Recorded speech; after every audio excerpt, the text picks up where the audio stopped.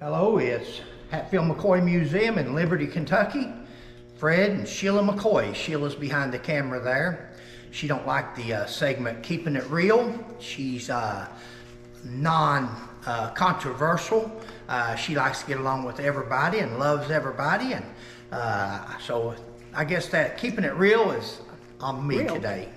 So we're going to keep it real. And of course, anybody that's been watching these videos know that what Keeping It Real is, that's from something we've seen, read, or heard, usually watched on YouTube videos of make-believe historians telling their side of the story about the feud that they know nothing about.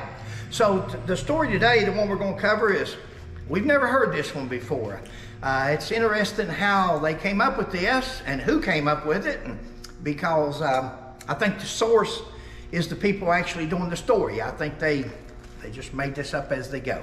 And the story was that they were talking about Cotton Top. Why Devil Anse and his family didn't rescue Cotton Top Hatfield. His given name, of course, is Mounts, but he was the offspring of Harriet Hatfield and her cousin Ellison Hatfield, and that supposedly contributes to his mentally deficient personality, or whatever you want to call it. My wife gets on to me if I use certain words for, but he was special, for lack of a better word.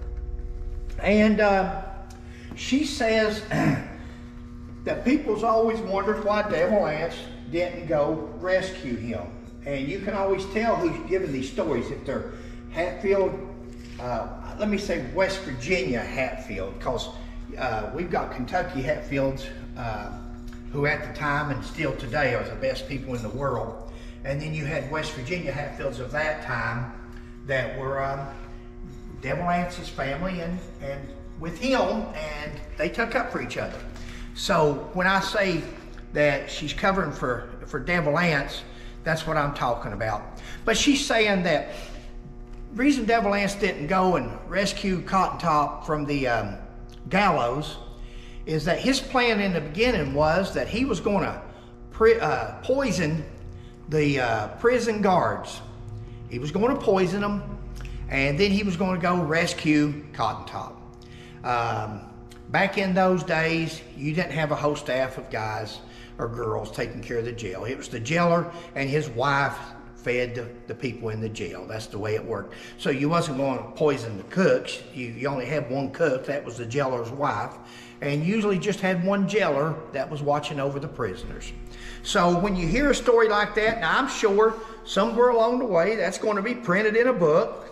That's going to be made a YouTube video out of to follow her suit, like so many people have done over the years. Just follow one from another. Plus they add their little twist to it. It comes up with a totally different story. It's Fred and Sheila McCoy, Hatfield McCoy Museum, keeping it real. See you next time.